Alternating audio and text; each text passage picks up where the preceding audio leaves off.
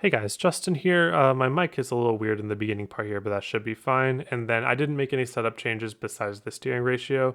And then the B fix lap will be at the beginning and the C fix will be at the end. All right, let's get to it. All right, so we are going to head out on track here, and I'm going to do some live commentary on the B fixed lap. And then I'm going to just talk about a bit about the B fixed strategy, and then we're going to head on and do the C fix lap. But I promise you, the B fix and C fix lap are not that different. Okay, so we're doing the fourth gear trick, and I don't think it gets that much for you, but it gets like a hundredth or two. It definitely feels like it gets more at Daytona Talladega. Something about this track doesn't do it.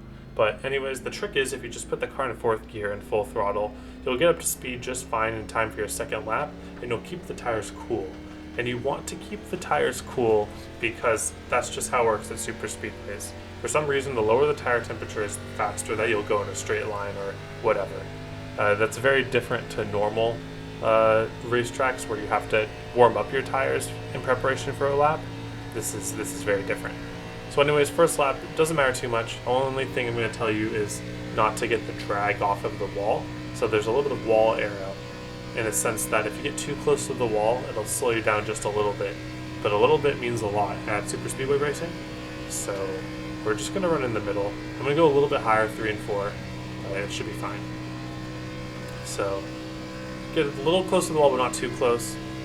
And now we're just going to drive about half a lane down from the wall in the corners. And, oh yeah, don't worry about the lap time that you're going to see here. I've been doing testing tracks which have different track temperatures, so it's really just the line that matters.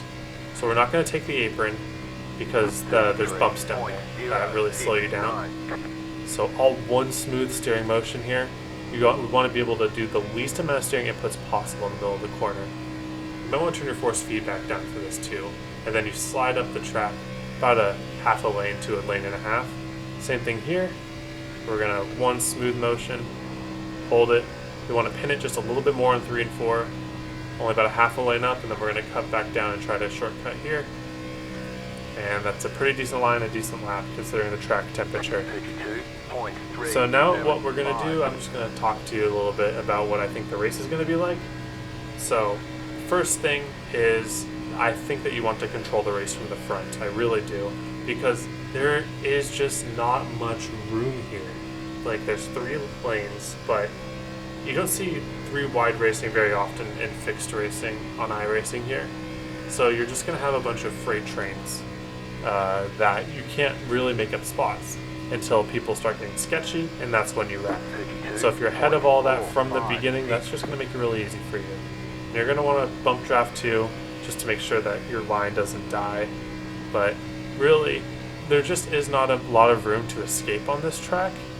So, like, you go into the corners here, and there's just not much room. Like, you can't go high like this. It feels like there's no place to escape a big one. Like, on the front stretch, you really can dive decently, but there's not a lot of wrecks that happen off of turn 4 except on the last lap. So, I don't know really if there's a better option than just to try to be in the front. I think hanging off the back, you're just not going to make up your track position in time. And then you're going to have to try to avoid wrecks from the back. And the best thing that you can do there is just get your brakes in tune so that you can just slam on them and not spin the tires, or lock up the tires, sorry. But other than that, I don't really have too much of advice. Maybe you need to save tires a little bit in B fixed. They might come into play a little bit at the end. So the way you do that is just run the bottom. If you run the bottom, then you save tire compared to the middle line.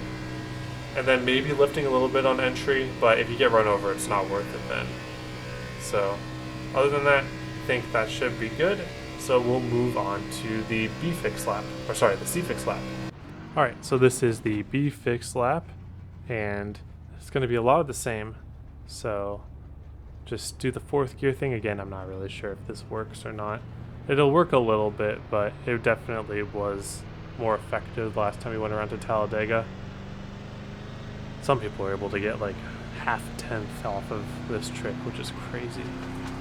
So anyways, we're going to be able to get this car up to speed, and the top speed on this thing is actually just about the same as the truck with the restrictor plate, which is why it's just going to be the same lap, because it's really essentially the same car. I'm sure the draft characteristics are different, but for single car running, these things are going to be essentially the same, which is why I included both of these in one video. It really wasn't worth it to do 2 videos for this.